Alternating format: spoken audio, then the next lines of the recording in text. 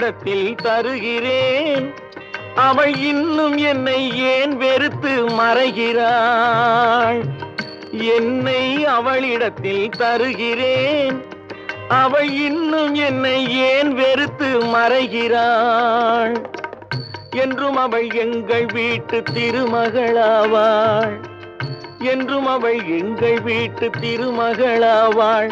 அந்த இனிய மகள் எனது தாய்க்கு மருமகளானாள். இன்று கண்ணெதிரே தோன்றினாள். கனிமுகத்தை காட்டினாள். நேர்வழியில் மாற்றினாள். நேற்று வரை ஏமாற்றினாள். கண்ணெதிரே தோன்றினாள்.